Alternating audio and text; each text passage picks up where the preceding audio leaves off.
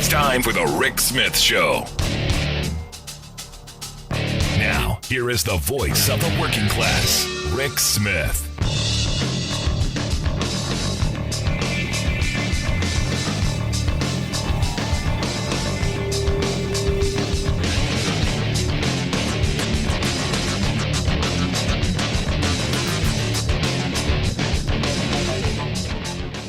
Now, here is Rick Smith.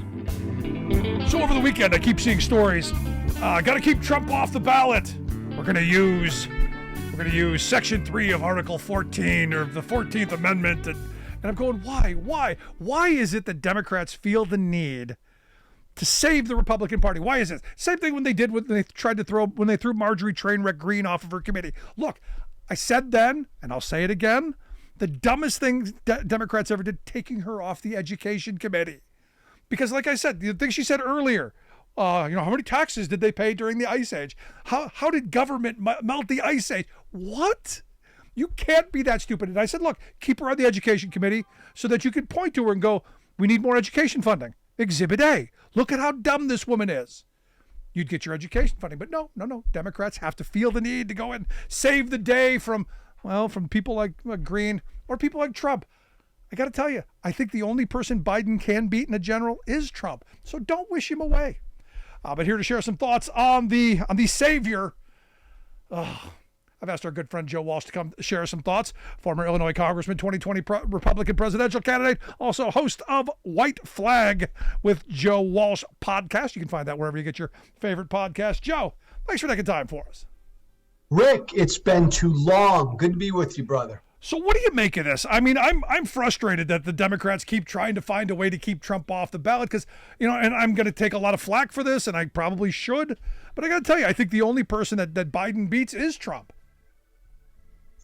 I beg to differ. I again, and maybe you don't agree with me. I think Donald Trump is an existential threat to our democracy. So anything we can do to get rid of him, whether it's the 14th Amendment, whether it's whatever, or we just beat him at the ballot box. That's what we do.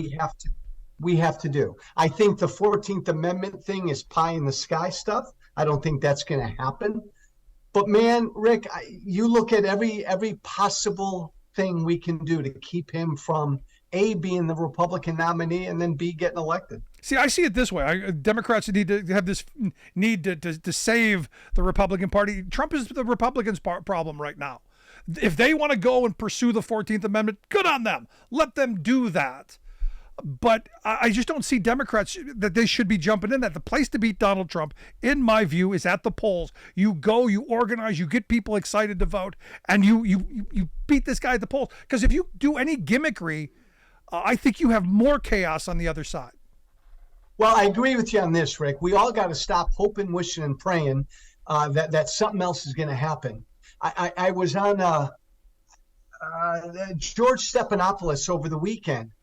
Is stunned, he said, shocked that Biden and Trump are neck and neck. Another poll, a couple polls recently, showing Trump and Biden neck and neck, and he can't understand it. He can't believe it. All of us need to wake up to these truths. Trump is going to be the nominee. He was always going to be the nominee. End of story. My party is a cult. He's the cult leader. Ain't nobody else is going to be the nominee. And by the way, he's got a damn good chance of getting reelected. Do you think so? We need to accept. Oh yeah, Rick. We need to accept those truths so we can beat them. I hear from way too many Democrats who are in denial, who think there's no way Trump could ever win again. I'm not saying there's no way, but I think with Trump, I think people are in their camps. I don't think there are as many persuadables as with other candidates, and I think Biden has a better chance of beating Trump than the others. That's how I feel. That's how I think. I don't see new Trump voters. I only see him losing people. Again, I disagree. I think if it's Trump Biden tomorrow, Trump would be the favorite. And put aside Biden and his issues and the party's issues. In some of this latest polling, Rick, there are actually more Biden supporters who've moved to Trump than Trump supporters who've moved to Biden since 2020. And young people have really soured on Biden. I think there are real issues, and one more thing I'll throw at you, Rick. These 4 indictments, I hear every day from Republicans and conservatives who can't stand Trump, and even they are telling me, Joe, this is BS. He's being targeted. They're going after him. I think he can play this next year in his favor. Imagine, Rick, one hung jury. Imagine he's acquitted on one of these charges next year. Yeah, he's a superhero. No, you're not wrong there, and that is a fear in this, which is why you have the prosecutors now going back to the judge saying, "Hey, he's tainting the jury pool with all of this social media stuff." But all right, but this is the lay of the land. He's running for president. He's got a right to say what he wants to say and risk the consequences. All I'm saying is there are so many unknowns out there right now. Biden's age, Trump succeeding in one of these trials. Boy, I'll tell you, we need to accept the fact that the election is going to be really close between these two. Yeah, no, I'm not saying it's going to be a landslide. I've got some friends who think it's a landslide. No, I don't. I'll tell you, I love the things that Biden's been doing policy-wise. I know you'll disagree with that. He's doing a lot of the stuff that I've been wanting to see happen for decades, especially around the NLRB and the Department of Labor. But that's nuanced stuff. That's not going to really excite, other than me and a couple of people that I hang around with. That's not really going to excite the masses. I think the economy, if things turn around and keep moving in the direction that they're moving, maybe. But I'm a little more concerned about anyone else but Trump, to be honest. It's Rick. Such a big part of a president's job is communication. Yeah. And look, Biden can't do that part of his job anymore. And it shows. The economy is doing better than people feel it's doing. A lot of that has to do with the fact that the president of the United States can't really consistently communicate how things are going out there. No. And look, I've said this for the last year, and I've been beat up at every turn. Well, you're just beating up. No, I'm saying what is true. Biden struggles with the basic punchlines, and you need to make sure that happens. Which is why I think anyone but Trump. I think people are in their camps on Trump. And anyone else, I think Biden would struggle with more. So then what, if you're the Democrats, what do you do? If you're the Democrats, if I were advising Biden and the Democrats, all I'm talking about, and Biden began to do some of this over Labor Day, the economy, and pound Trump on the economy, pound Trump on jobs. Just focus on that. If I'm Biden, I ignore all the indictments. I ignore all of Trump's legal battles and focus on the basics of the economy every single damn day. No, there's absolute truth in that. But now on these indictments, the weird part for me here, Joe, is I know all of my constitutional scholars and all of my my Tea Party friends who carried the Constitution around with them. This is our system. I keep hearing people saying, well, they're rigging the system. They've weaponized. This is our system. This is how you hold people accountable. Am I missing something here? No. I would just phrase it like this. My former political party no longer believes in the rule of law. So that's what we're seeing. In 2020, to be a good Republican, you had to deny basic election results. To be a good Republican now, you have to deny the rule of law and actually fight against the justice system. My former colleagues in Congress, Rick, they're Jim Jordan and the rest, they want to hold hearings and go after the prosecutor down in Atlanta and go after Jack Smith. I mean, interfering with legal proceedings like this, using Congress to do that, it's astounding, but it's all about protecting Trump. Now, what's interesting to me is, today, obviously, Peter Navarro's trial started. You got some sentencings today that Enrico Tarrio gets 22 years. Does this land? I mean, you're talking to No. the conservative audiences. Does this matter to them, or is this all just part of the? No, he's No, shaking his no, head. It doesn't no, matter. no. That choo-choo train left a long time ago. It's like I was on CNN with some woman yesterday, a couple days ago, who said that these indictments aren't hurting Trump. And I screamed, I said, no, they're helping him, because the narrative is Donald Trump is a victim. He's the most persecuted person in human history. So every indictment only furthers that narrative. And every insurrectionist who is sentenced only furthers that narrative. It strengthens what sadly everybody on my right now believes, which is that the justice system is being used to go after the right, which is just a bunch of BS. Well, I've always said, and this is where you're going to take exception to, but I'm going to say it anyway. I've always said that no one plays the victim or the martyr like a conservative. They do it so well. I mean, the left does it too. They try. They just don't do it well. The right, man, they are masters at that victimization. Maybe it's the religion thing. I don't know. But they can nail themselves to a cross like anyone. Some of it's the religion thing, Rick, and some of it is kind of the white man thing. A lot of white men feel aggrieved and bitter because life's changing real fast. So you need somebody to blame, right? Somebody to blame for taking that job or coming into the country or whatever. And Trump and all the demagogues on the right, and I used to do some of this, feed that victimization, blame somebody else. But you're right about that. Trump is, I've never seen anyone master that victimization like Trump has. I mean, it's amazing. I sit and I watch and I go, I'm often in awe of how well the right does the outrage. I mean, the daily dose of outrage is incredible to me. I don't know how to do it. And I'll be very honest, I don't know how you can keep people enraged 24/7, 365 to where they're voting against their own economic interests. That's a struggle for me. But, this is where we are. And I was just watching a piece on talk radio and this medium that we're part of as being a huge part of what caused that national grievance mentality. Do you agree that this medium had a big role in that? Yes. And I've said that and publicly apologized for a number of years now, because I used to do some of that. There's gold on the right, that, Rick, in spreading this fear, in making primarily your white audience feel like they're being victimized. Tucker does it brilliantly. Hannity does it brilliantly.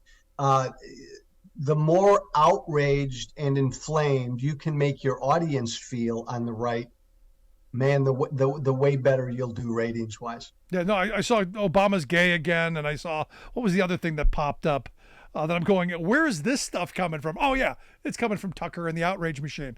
That's Tucker. Where it's all coming from. And this is not good for democracy. So last line of questioning I've got for you.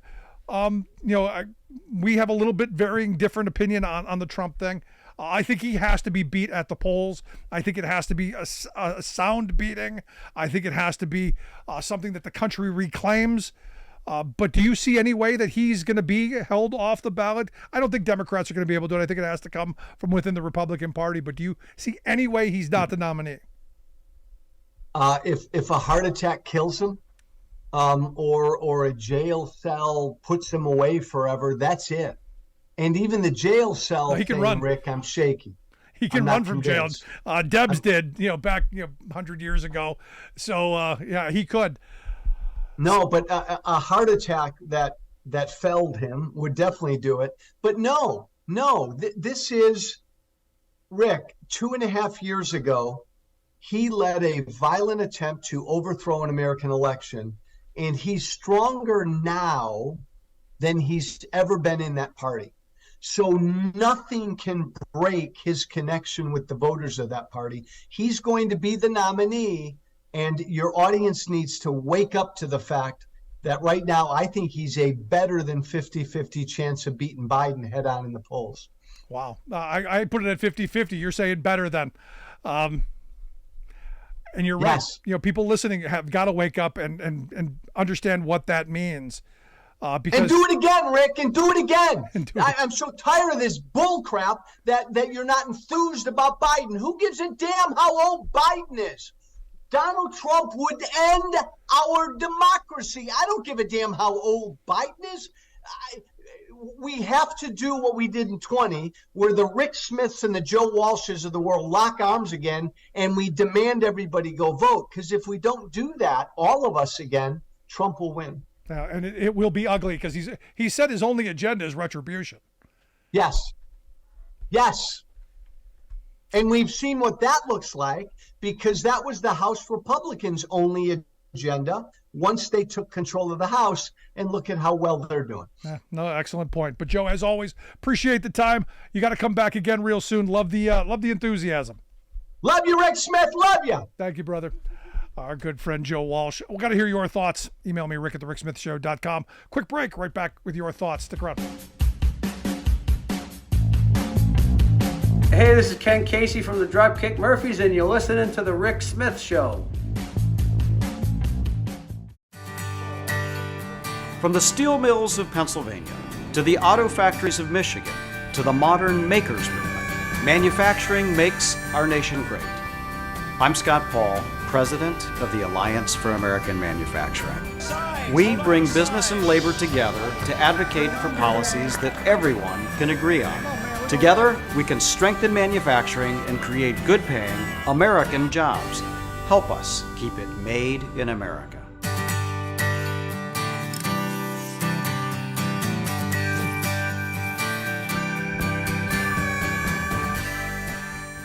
We are AFGE, the American Federation of Government Employees. We represent 700,000 federal and D.C. government workers who are the vital threads of the fabric of American life. We support our nation's military. We take care of our nation's veterans. We protect our nation's borders. We respond to our nation's crises and natural disasters. We provide services to our nation's seniors. The American Federation of Government Employees. We work for America.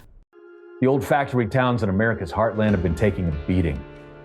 Thing is, though, there's a light at the end of the tunnel. Unions are making a comeback. More organizing in the last couple of years than in a long time. And the Biden administration being more supportive of unions than any president since FDR. We're finally turning things around after 40 years of screwing over working people. But will we keep moving in the right direction? That's our choice as Americans. The best way to strengthen America's economy? How about investing in America's fastest growing industry? Clean energy. It means millions of jobs that pay well and can't be outsourced. And lower utility costs for families. Congress, let's get it done. Yes. Retribution. That's all it's going to be about. And, where Joe and I agree is it will be a fight. But I think Biden is the guy. I think Trump's the guy Biden can beat. I'm concerned in a whole bunch of other ways, but I think that has to happen in order for us to reclaim our democracy and reclaim a way forward. And what's frustrating is I know the retribution that's coming because they're telling us. They're already telegraphing the entire plan. In fact, the Heritage Foundation, they've got this, what are they calling it? Project 2025. This is all about ensuring that they only put in good conservative kind of folk that they can control. That they have people in place who are gonna be loyal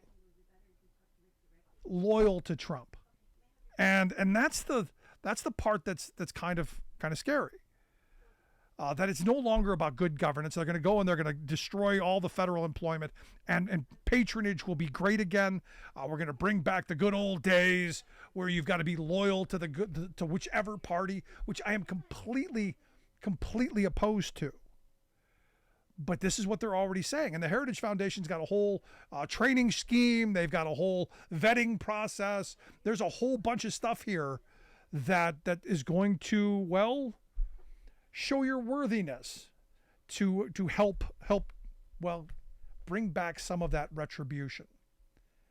And that's, I got to tell you, that should, if that doesn't scare people to go, hey, I got to get out and vote. I got to register to vote. I got to plan to vote. I got to get out and vote. And I got to vote for Biden. I don't know what is. I don't know what's left. Let's go to the phones. Got Bob on line 1 from Silicon Valley. Bob, how are you? I'm pretty good, but I want to add a little piece here. Hit me. You're talking about the way people perceive what's going on. And part of it, I think, is being shaped by our media. Yes. Who really want to have a horse race kind of thing. And there's basically, they commit the sin of omission. They don't want to talk about things, words like retribution.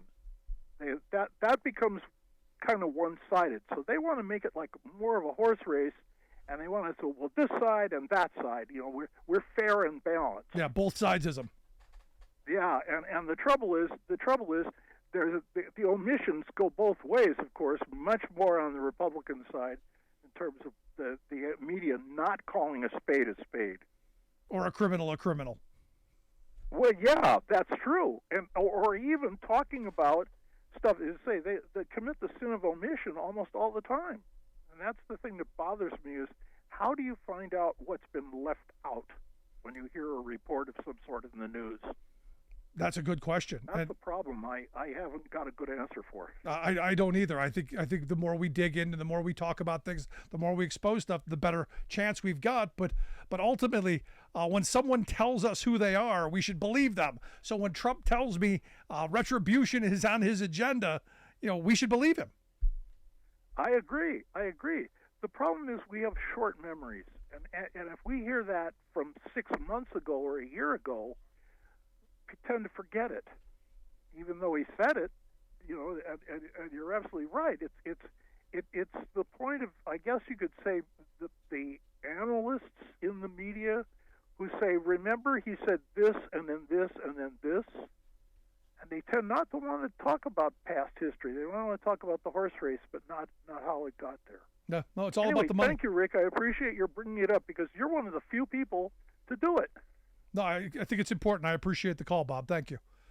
No, I mean, at the end of the day, we've got to hold people accountable for what they say and what their goals are. I mean, for me, when Trump talked about retribution and this Project 2025 that they're moving on, they're telling you what they're going to do. They're going to create a dictatorial system, an authoritative system that our government has not been and should never be. Now, what they do, and what I find amazing, and you listen to the right voices, you listen to the bingos or bongos or whatever is Bemgino, saying, well, Joe Biden's a dictator. He's moving us towards it. And you go, hold on, is this the same Sleepy Joe? Is this the same guy who you say can't do anything? The same guy? Are you sure? And this is where I go back to the Mitch McConnell quote, which is just, it's stuck in my head. There's too much government, but the government's not doing enough. And it's that mindset that, he's feeble, he's demented, he's got dementia, he's old, he's all this, but he's this great, incredible mastermind who learned coding and stole elections and is single-handedly indicting Trump in all of these places. And it's how you put both of those things in one head at one time is, I don't know. It's gymnastics. It's quite impressive because it says that you're not challenging either position. You're just accepting what outrage is being thrown out there. And I fear that's bad for democracy. It's bad for our system. Now, I've taken some heat for my position on this election, and I do believe that the only way we can move forward as a country is if Trump is soundly defeated at the polls. That's my preference. If the Republicans figure out a way to keep him off the ballot, that's them doing it. I still don't think Democrats should be involved in it. Just my thought. Much like the Marjorie Taylor Greene thing, kicking her off committees. Bad idea. He's a Republican problem in the primary, but in the general, we've all got to take him on. And this is where Republicans, if they didn't want him, there's a chance for them. The Chris Christies of the world who sat by and did nothing during Trump's tenure. It's time for him. Back after this. I've been driving buses for 5 years, and my day-to-day routine is I wake up a little earlier than most people. I get on a bus, I go out, I pick up some students and make sure they get to school nice and safe. Here in Fairbanks, Alaska, that can be a challenge because of the winter weather and the icy roads. But I love the job. So the Teamsters are great. They provide us a lot of protections. They've always taken care of their people, made sure that our jobs were secure. We didn't have to worry about whether or not we'd have a job from day to day. And that's amazing because before we'd be working 4, 6, 8 hours a day and only earning minimum wage was real difficult to make a living. And the Teamsters pushed a lot so we make something we can live off of and not have to have a second job. What absolutely gives me peace of mind, the union membership allows me to focus on this job without having to worry about whether or not my family is going to be taken care of. I'm Andrew Case, and I'm proud to be Teamsters Local 959.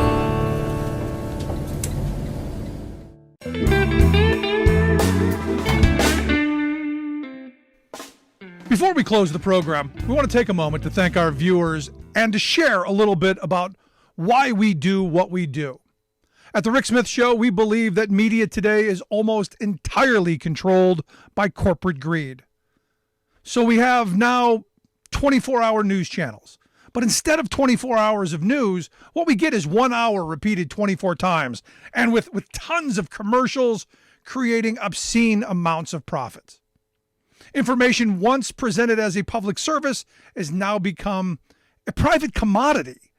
So when lies make money, lies are what we get.